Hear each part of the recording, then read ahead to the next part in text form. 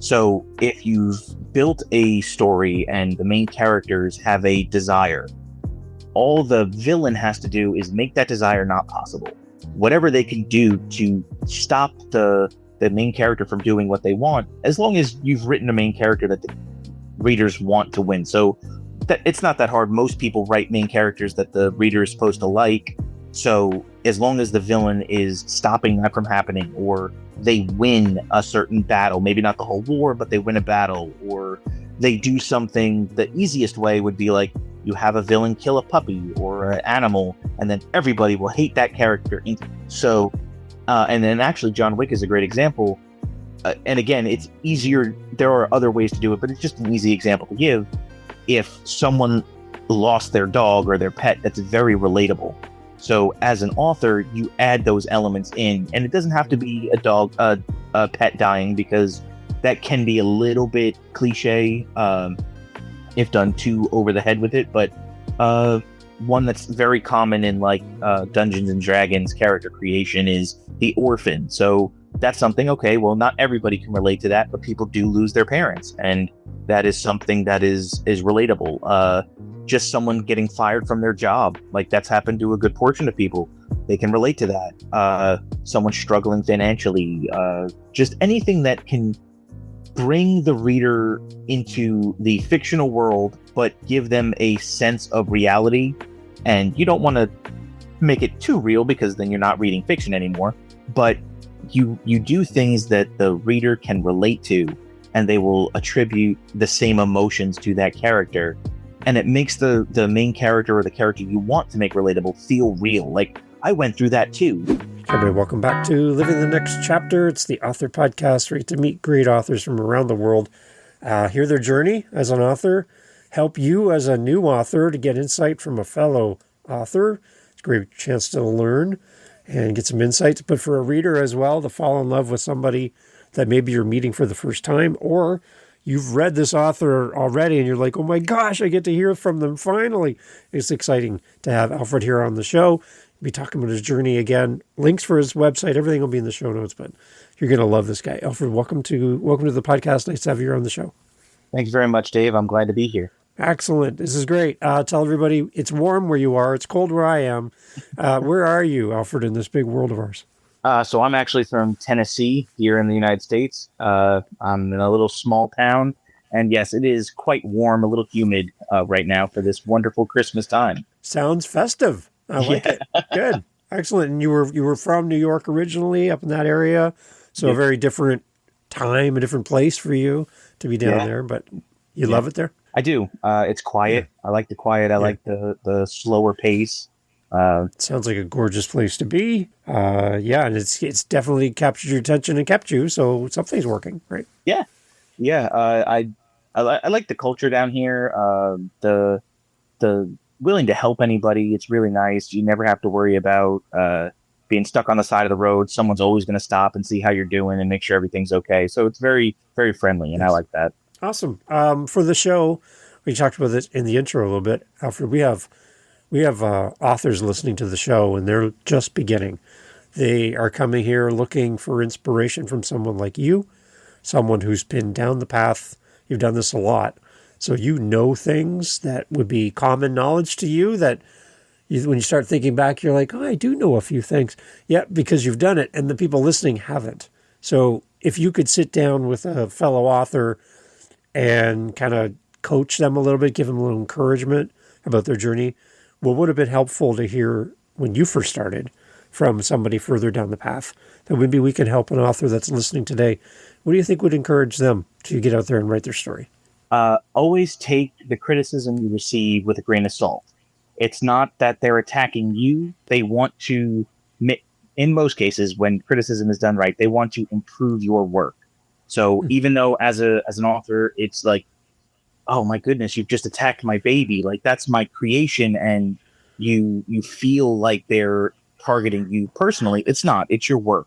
So don't take anything to heart. Just look at it, take a few days, come back to the criticism, and then look at it with clear eyes. Because most of the time, if done from a place of wanting to help, the criticism could be very helpful. For Okay. newer authors, I highly suggest if you're going to college or university, go to a creative writing class and share some of your work. It doesn't have to be something you're working on that you want to publish. Maybe it's a fun project you just kind of typed up.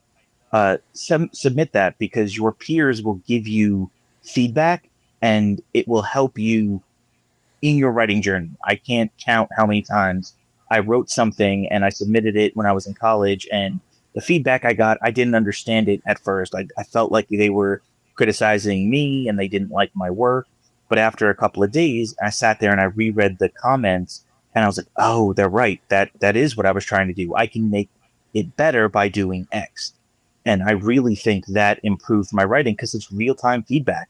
Once you publish, you really don't get that. I mean, there are reviews, but you can't ask questions like, what was confusing about that? Why didn't you understand that? And you can defend yourself in a limited capacity when you're in these classroom settings where you have someone of an authority figure and normally another published author that's sitting at the head as the teacher. So it's a very useful environment to build connections, to learn to take criticism, to give criticism, and then use that criticism to benefit your writing. Okay. So when you first started out, what was some of those things that might have stung a little bit hearing from people, but really ended up helping you as a writer? Yeah, so one of the ones that I remember, I was publishing just like some short one page, couple of page, just I guess the equivalent of a doodle in writing, just word vomit that I put on the page, and I'm just writing it. Yeah. And I submitted it, and someone told me they were like, "Your dialogue sounds like question and answer," Mm. which is okay in certain situations, like if you're in a mystery or a thriller and you have the detective interviewing someone. That makes Yeah. sense. You want a question and answer. But if you've got two friends and they're sitting on a log in the middle of the woods, you don't ever have a question and answer really with your buddy. You're talking and it's flowing and it's fluid. That's the criticism I took when they said it sounds like question and answer. And at first I was like, but that I have to question and answer. They need to talk. Then one individual needs to ask these questions and then the reader needs to know the answers. And after mulled over that criticism, I was like, you know what? I'm bored reading my own writing. So Mm. I used that. And at first, yeah, it hurt to hear that, but I took that to heart. And that was from a random stranger online. And I took that to heart. I read other people's work and just like the description mixed with dialogue and the way that the sentences flowed, those kinds of things. I remember I moved to the South and we have a John Deere Gator. It's like a 4x4 with Yeah. a cab and everything. And I remember writing, Old Man rode up on his Gator to see what had happened in one of my stories. And I remember everybody in the class, and I'm in the South in the United States. And so everyone was like, what's a Gator? I thought they were talking about an alligator. And I was like, did nobody know what that meant? So being aware that the audience you're aiming for may or may not understand the words you're using made me more critical of what word choices I make. Um, Mm. just to be aware of things like that, and it's little things that when you ask those kinds of questions that I go back and I'm like, I didn't think that was as impactful as it was, but it does influence how I write now. Trying to be aware of what I'm trying to get across in those scenes. So be careful of the assumptions you're making of your audience, that they know what you're talking about. Mm-hmm. They understand your language, your lingo, something Yep. maybe localized, right? Because Yeah. I Yeah. know in There's some. podcasting it happens too, when people are using terms that don't mean as the same thing outside of where they live to Mhm. someone else listening globally. You have to kind of think, oh, who's my audience? Like, who am I trying to reach? And then use that language for them as well. That's good. Absolutely. That's a great way to put it. Because like I have podcasters I work with, and they live in England. And when they start talking money in England, I have no idea what they're talking about. This is £5. I'm like, well, that feels heavy to me. I got how much what is that worth? I have no idea what you're talking about. Is that a lot? Is that a little bit? I have no idea. Right. So you're like, oh, I'm going to have to translate my thoughts into something that's a little more global, I think. Yes. But I think at the same time, you don't want to lose what's unique to you, right? You don't want to be too vanilla in the sense you don't have any flavor to what you write. You want to have something uniquely to you. Absolutely. And that's why that bit of advice that I got was both a good and a bad piece of Mm. advice.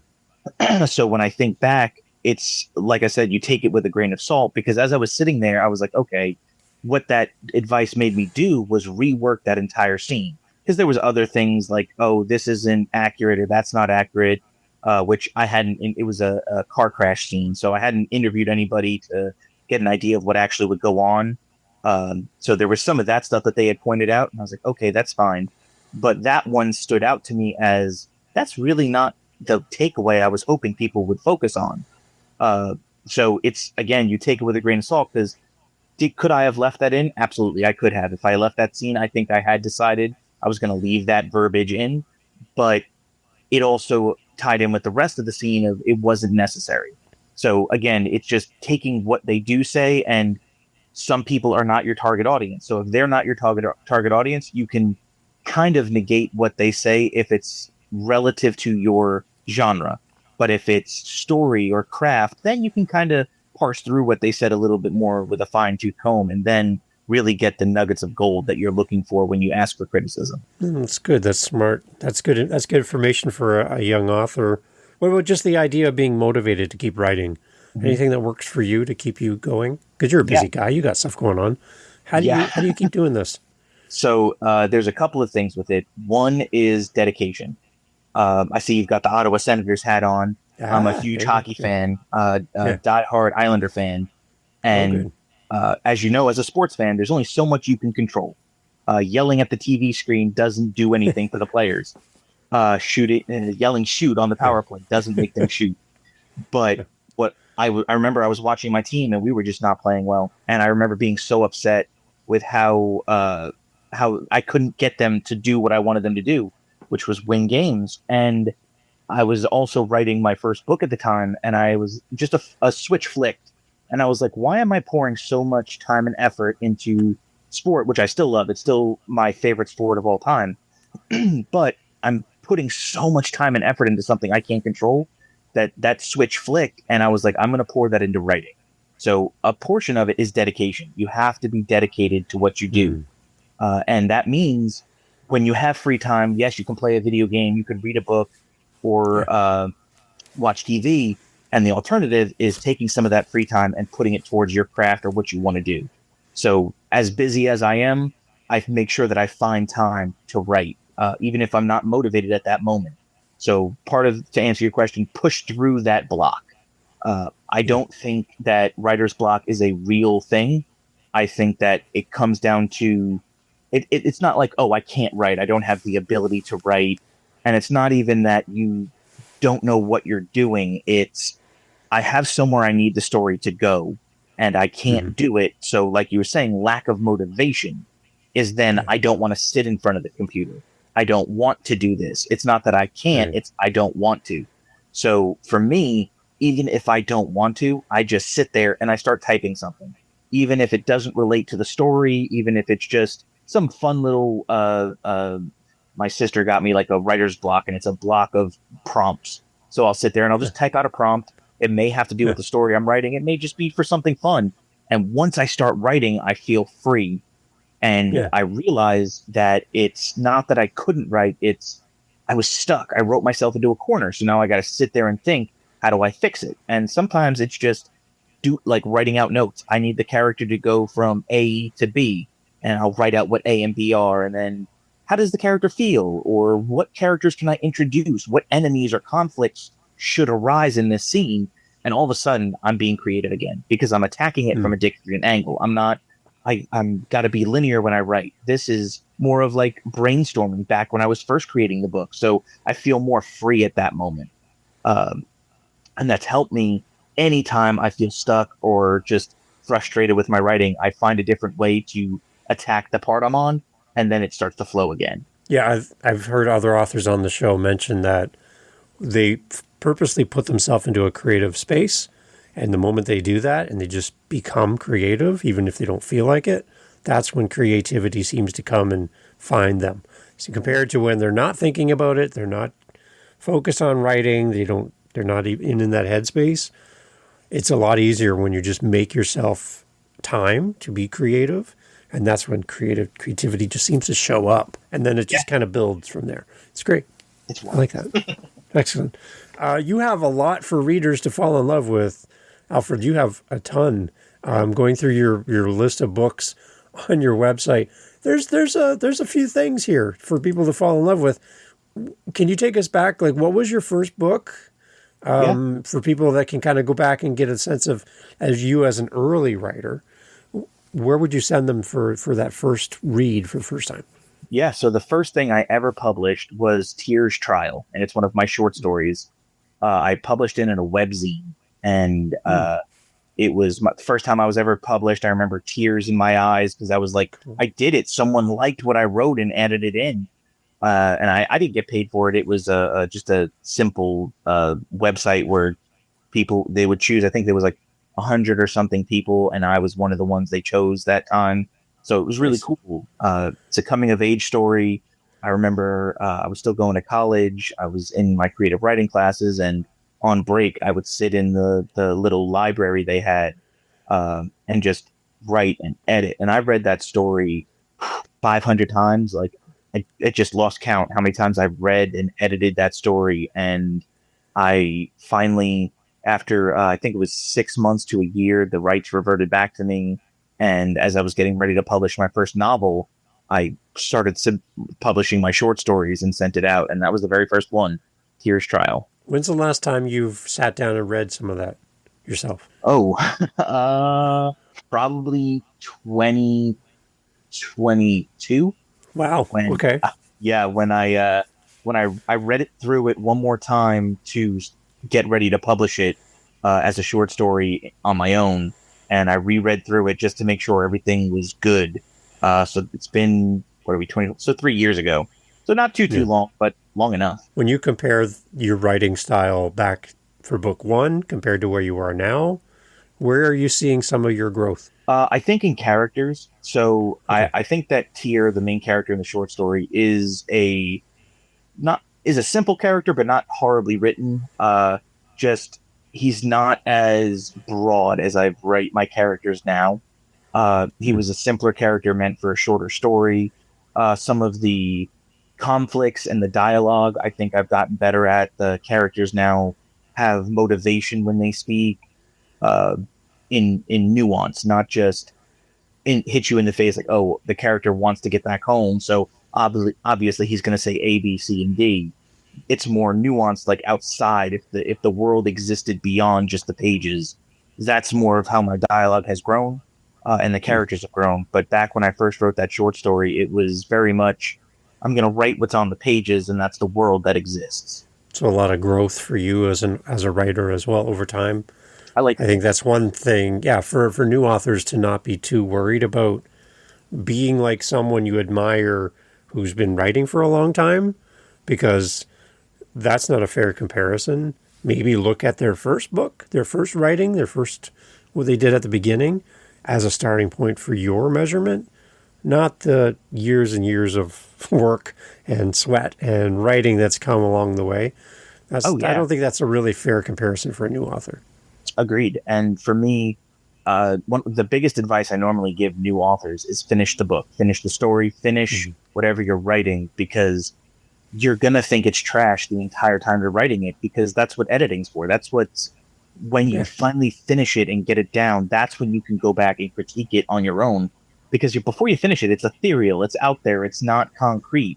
But once you have that book in your hand or the full manuscript on your computer, you can sit there and read through the whole thing, beginning, middle to an end. And you're like, oh, that's where I needed to add that. That's why I need to fix this. But comparing an unfinished draft to one of your favorite authors is not fair to yourself. No, that's not going to motivate you. It might frustrate you, if anything. Yeah. Okay. That's great. So for readers then, Alfred, where would you say a good starting point would be for a brand new reader coming to you and to your website and falling in love with your books? Where would you like to send a new reader to start? So if you're a new reader and you're not, and you're like, so I write chunkier books. My first full-length book is 250,000 words or 200,000 words. So it's a big book, and I get time constraints and all that stuff. So if you're hesitant to jump into a new author and you don't really have the time, definitely my short stories. A Yeah. Halloween story is my newest one. I think it's some of my best writing. It's everything that I love about Halloween in a story. So it's both passion project as well as my newest, my most recent skills. So I think a Halloween story is a great place to enter if you don't have the time to jump into a full length novel or don't want to commit to a series. I have a trilogy that I plan to write in that world, but the short story is a standalone. You can read it and not have to touch anything else I write. But if Okay. you're interested, that's a great place. If you're a younger reader, Tears Trial is meant for a younger audience. So it's a great place to jump in. If you do like series and you're into like gothic fantasy or want the chunkier books, the Water Crystal Deal with the Devil is book one in my main series. Okay. It's again passion project mixed with as the series progresses, it's the most recent writing I have. So talk about the world then around the Water Crystal series. Like, what, where is it set? What can you kind of give us an introduction to what we're going to find as a reader there? Sure. So the Water Crystal Deal with the Water Crystal series takes place in a fictional town I have in Tennessee, in the United States. It's near Nashville, so you get a little bit of the city, but as well as like rural America. How the small town he lives in is a little bit of small town politics. He's kind of an outcast. My main character. He This is not too much spoiler. You find it out pretty soon. He was in a house fire that caused the death of a very respected woman in the town, who was kind of like a grandmotherly figure to him. So he's got this stigma around him as a pyro, as a menace, and people always point the finger at him. So he's trying to survive a small town where everybody knows who he is. He can't Mm. escape that horrible stigma around him. So he grows up, he makes a couple of friends, but under through it all, he made a deal with the devil, and you get the supernatural elements filtering through. Uh, who in the town knows about what happened, the real what happened, and who doesn't, and then you get a cast of characters like Outcast Archangel, who tries to help the best he can, but he's on the outs with his brothers in heaven because they don't want him to help people on Earth. And then you get the more human aspect of it. How would a human deal with facing that type of reality? What would that Mm. do to their psyche? How long would it take? How much evidence would it take them to truly believe what's going on in front of them? It's very heavy in Judeo-Christian beliefs, but I write it more like the show Supernatural or Oh, Dante's Inferno, or for people who really like Paradise Lost. Like I write it in that vein. For comic okay. book fans, Spawn or Constantine, it's not. I like the backdrop of the that religion in the background as uh, a medium to tell my story. Okay. Is there underlying message as you're trying to share through your writings that you're trying to get kind of to a point for the reader that this is kind of where the finish line is? This is where I want to take you. Hope. I write for Hope. hope, Yeah. uh, Good. and I do tend to lean in the darker of writing where it's it can feel like there is no hope, like you're just suffocating in consequences or problems. But I try to keep that vein of hope running through the whole story, so you Hmm. always have there's a light at the end of the tunnel. They If they just hold on and persevere, they will make it through. Okay. So deal with the devil. That would be the first in the series. Is that right? And then book two. Then what's book two after we go through that one?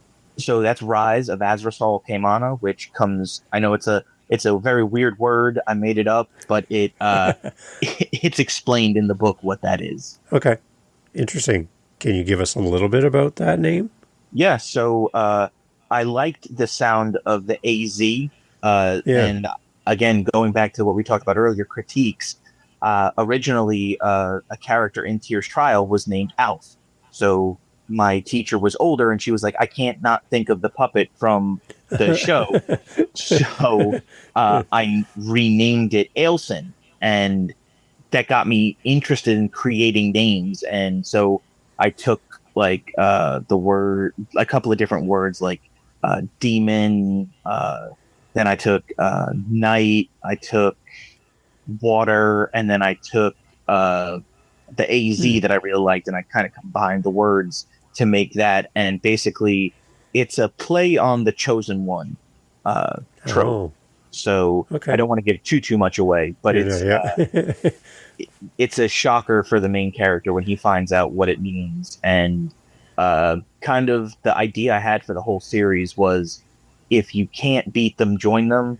And Hmm. the idea of when you're being chased by hell, the best thing to do would be a more scarier version. So how you take on the scariest place in the universe, how do you face that? And that's kind of the play I had on that. You mentioned Elf. I actually had on a past episode one of the writers for Elf No on, way. on the show. Yeah, so she's writing novels on her own, but she was one of the head writers for that show. Anyway, so that's a good segue. I like that. Yes. So you're in good company, and I like AZ in the name because alphabetically that's the beginning and the end, Mm-hmm. right there in the name as well. So interesting. I like that. All right. So we go through those two. Now you have the third one as well. Can we talk a little bit more about this one as well? Yeah. So Evil and Men is book three. And that's an idea that kind of came to me as I was writing the series because in my stories, the people, the characters, the human characters are the main focus. Because I remember I was watching, I think it was X-Men Apocalypse, and how unrelatable the villain Apocalypse was. It's that you have this CGI character that's a god, a deity, and there is no relation for the watcher. We can't get behind him. I don't care if it dies. I want the good guys to win, but I don't care. And then you watch something like Thanos in Marvel, and you're like, that villain is relatable, and I Hmm. want to engage in the story. So that when I write, it's very much I want the readers to relate to any character I write. And as I was writing the first two, I was like, there are just as evil people in the world as there are these supernatural creatures I've put in the story. So book three was basically all of the bad that my main character has faced.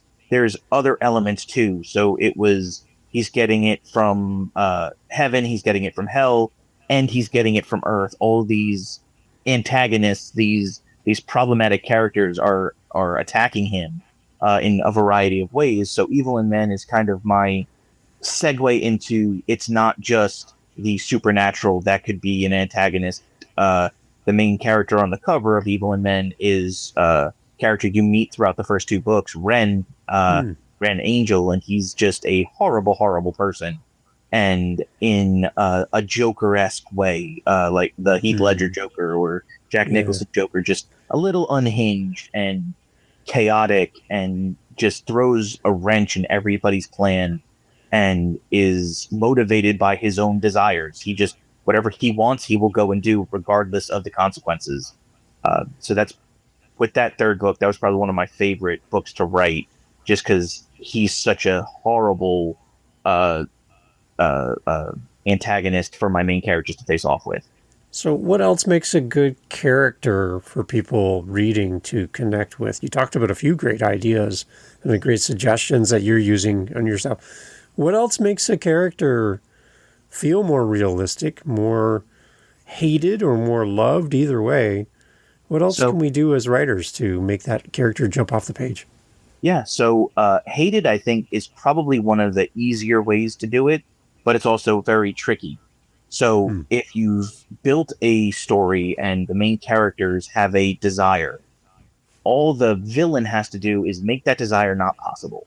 Whatever Right. they can do to stop the main character from doing what they want, as long as you've written a main character that the readers want to win. So that it's not that hard. Most people write main characters that the reader is supposed to like. So as long as the villain is stopping that from happening, or they win a certain battle, maybe not the whole war, but they win a battle, or they do something, the easiest way would be like you have a villain kill a puppy or an animal, and then everybody will hate that character. Everyone, yeah. The Uh, John so Wick type thing, right? exactly, exactly. Yeah. Right. So and then actually, John Wick is a great example. and again, it's easier. There are other ways to do it, but it's just an easy example to give. If someone lost their dog or their pet, that's very relatable. So as an author, you add those elements in, and it doesn't have to Hmm. be a pet dying, because that can be a little bit cliche.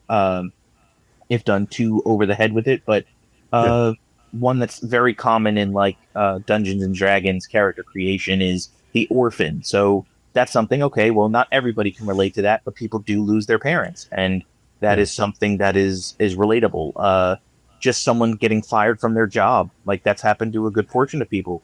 They can Yeah. relate to that. Someone struggling financially, just anything that can bring the reader into the fictional world, but give them a sense of reality. And you don't want to make it too real, because then you're not reading fiction anymore. But you do things that the reader can relate to, and they will attribute the same emotions to that character. And it makes the main character, or the character you want to make relatable, feel real. Like, I went through that too. Um, Hmm. you see this in like just conversations with a friend. Oh, my sister went through A, B, C, or D. Oh, I went through that Yeah. too. I feel bad for Yeah. my sister. Just empathy Right. is the goal. Yeah. Anytime somebody, as a reader, can put themselves into your story, I think that's great because then there's a connection there. There's a bond. They feel connected to the characters, the world that you built. They're not looking at it from a distance, right? They feel like they're surrounded by their characters. I love that. And then going back to dialogue, the question and answer thing you talked about earlier, making that dialogue come alive, where it feels like it's not perfect. We're not perfect humans. We stumble. We don't speak in perfect sentences and with all the punctuation and everything. That's not how we talk. So I had one author on just recently, and they phonetically kind of tried to write the words of the character, because they had a really thick accent, and they didn't use their words completely as they would be written in proper English. And so they had to try to make their character, when you read it, you wanted to sound like the person that was talking. So they dropped T's instead of having T's at the end of the words, things like that. They used a lot of different sayings and things. Back to what we talked about it with the gator. They had certain things that made you go, okay, that is this character. And you can kind of get a picture of them. And then this is the other character. You could see the difference. It's not perfectly well written, like on purpose, which I thought was quite unique. That's one of the fun things, is word choice. Like I was saying earlier, when you have a character and you understand who they are, like, Right. and like when they're comparing something, like, how would you describe a car? Someone who is not mechanically inclined may say, "Oh, it's a blue name brand car." Okay, Yeah. but then the guy who is familiar, or girl who is familiar with the vehicle, will be like, "Well, that is actually a 1967 X with a actually modern engine that was rebuilt Yeah. by this. This is," and Yeah. it's that little. Well, I guess that's a big difference, but you can add subtle differences to how people explain things based on what they're interested in. In one of my stories, Dream Tale, the main character is a humongous hockey fan, hockey prodigy. Uh, and the way he talks everything is hockey. So when he's describing something, it has to do with a hockey rink, or the length of a hockey stick, or Yeah. the weight of a puck. And everyone around him is like, okay, his family is like, you've got to stop, because all you do is talk about this. Whereas Yeah. when he creates like animal companions, they're obsessed with what he's talking about, because they're part of him. So it's little things. What are your character's interests, and how can you organically feed that into the dialogue to make it feel like an actual person is talking? Yeah. Again, that's a great connection point for readers. I love that. So, Alfred, for readers as they're looking towards the future for you as a writer, can you kind of give us some insight? Like, where are you heading for the readers? Because I know that's one of the questions I get often from people who listen to the show. They're like, Dave, please ask Alfred what's coming next. Like, what can we expect from him down the road? Because we love what you do. So, Yeah. what do you got in the horizon for readers? So I just published a Grim Reaper based novel set in the same world as my Reaper Society short story. So that just came out this year. I'm finishing book 4. I'm about, I don't want to say halfway. I'm about almost halfway through the second round of edits and for book 4 in my Water Crystal series, and that will complete the Water Crystal series. I have a sequel series planned, so the story will continue with the same characters. That'll be a trilogy as far as I know at the moment. Hmm. But that's going to be, again, you're going to follow the characters, but the topic of that series will be the ramifications of what happens in book 4. So it will feel like a different series, but still having all the callbacks to the Water Crystal series. So I've got that planned. Book 4 should be out next year. I've got a romantasy book that I plan to write. Uh, Hmm. I have the trilogy I was talking about earlier in the Halloween story series. Um, that's going to be a almost like a traditional monster hunter story. And then I have Dream Tales sequel that I want to write, as well as what was the other one I was going to do? Oh, a prequel for the Water Crystal series. There's going to be a short novella length story following one of the characters, and that's just Wow. some of the stuff I have in the works. Sure. Yeah, no problem. Yeah, yeah, they got a couple things going on. I don't know how you keep this all straight, really. Like, A lot of man, notes and text messages to myself. is that kind of one of the ways you keep organized? Yeah, actually. So I have an app on my phone that's like a story creator app, and I use it mainly for just like to keep track of the ideas I have. But then I will have a notebook that I write down a very, very basic outline for a story. And then as I'm thinking about it throughout the day, I'll text myself notes to keep them track of them, and then I'll scroll through and okay, so I did this today, and I'll delete that text message. I added this in the story, I'll delete that text message, Yeah, and so on. nice.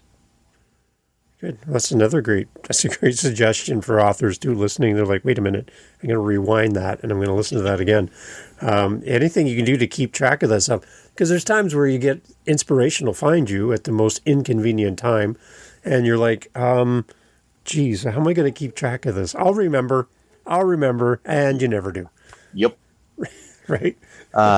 Stephen King once said, "If I can't remember it, it's not that important." I don't prescribe to that because I want to have like at the time it may be the most brilliant thing I came up with, and I'll message myself, and then later on I'll be like, "Nah, it's okay." But I Yeah. want to have that moment where I could be like, it's okay." I don't ever want to have that moment. No, it was brilliant. What did I do? You never know. The universe taps you on the shoulder and says, hey, we want you to turn left here. We Yep, want you to go down this path. And if you're not paying attention, you're going to miss those little cues, right? that's true. That is true. Right. I like it. So there's a lot to look forward to from you. We have a starting point for readers to come and fall in love with you. And I'm encouraging people as you grab Alfred's books, all of his books, fall in love with it. Fill up your entire shelf with all things Alfred. Leave great reviews because I know Alfred would love to hear from you as well. Through his website, you can connect with him and you can reach out and he will respond to you, which is amazing. And I know that our authors love to hear from readers. So my encouragement for everyone listening is jump on the show notes, jump over to Alfred's website and reach out to this guy. He's just, it's inspiring to see how much you're doing, Alfred, and the ideas that you have and the worlds that you're building. And, you know, just your ability to kind of make it something that makes people just want to jump in and read and be a part of this. It's outstanding. I love it. Thank you. I appreciate that. For people then, like we talk about living your next chapter and all that great stuff, you have beyond writing, because there's that, I can tell that takes up a lot of your bandwidth. Yeah. What else are you doing personally, living your next chapter? What does it look like for you coming up? Yeah. So I am every time I go to a convention, I've got several conventions planned this year, going around mainly the southern United States. But I always try and purchase at least one other author's book while I go to these conventions, and then I'll read them while I'm waiting in line to pick up my son from school. Um, just basically more writing. Hockey season is in full swing, so I'm watching hockey every chance I get. Uh, Doing some, well, it's warm down here. I am trying to help my dad with some small projects around the houses. We're trying to put an extension on his house, looking to put an extension on mine. So just everyday life things, just little things here and there. Seeing I last over the summer, maybe it was, I did a floor in my laundry room. I redid my laundry room, so I'm sure the wife will have some new house project I need to do. So just little things like that. Good, awesome. So that's a nice break from writing, and Mhm. I like this. I like the fact that you talk about reading other people's books as well. I think that's great support for one author to do for another, and it kind of opens your world to someone else's point of view as a writer. So I we can think learn from each other. it's definitely important to keep reading. Yeah. They say there. I don't remember who's attributed this quote to who. Maybe it's some random person on the internet, but it's like you read 1,000 books, you can write one. But I think you need to keep reading those 1,000 books because people are the landscape of writing is always changing, and I think the more you consume and the consistency of consuming other books is absolutely important. And as a new author starting out, if you want to have some time with Alfred, reach out through his socials, send him a message. I'm sure he'd love to chat with you and encourage you on your journey as a writer as well. Absolutely. Surround yourself with great writers, and you will become the total of the people you surround yourself with. So surround yourself with people like Alfred and let them pour into you. I'm sure he'd love to chat with you as well. Absolutely. Excellent. All the information for Alfred in the show notes, everyone, as always. We'd love for you to go connect with him. Again, leave a great review wherever you buy your books and tell somebody as well. You're listening to this going, I know somebody who's going to love this author. Make sure they know about Alfred. Send them to his website and let them know you heard about him here on Living the Next Chapter. Alfred, come back in the future. I'd love to get an update from you on what you're working on next, and let's celebrate in the future as well. Absolutely. I would love to do that. Excellent. Great. Thank you so much, Alfred. We'll talk again soon. Thanks for having me, Dave. Hey, thank you so much again for pressing play. As you've heard, great guests on the show. And one thing you didn't hear in this conversation is what? What did you not hear? Think about it for a second. That's right. Not a single solitary commercial for a mattress or a supplement or a whatever you call it. No. Why? Because we don't want to break up the conversation with commercials. So the fact that you're still here means that you are a fan of the show, I'm assuming. So if you want to help to keep the podcast going and to make me feel really happy, all I really care about is coffee, okay? I just got to be honest. I love coffee. I'm drinking one right now. It's starting to get cold. I need to warm it up. Helping us with our Buy Me a Coffee link over at livingthenextchapter.com and also in the show notes helps kind of keep the lights on around here. Remember, I'm doing this for free. I'm paying for everything. So I would love to have a little coffee donation, even $5 kind of fills up my cup. And I would love to enjoy a coffee from you. So if you're interested, again, thank you for listening. But you can use our Buy Me a Coffee link and fill up the cup. Thanks for being here.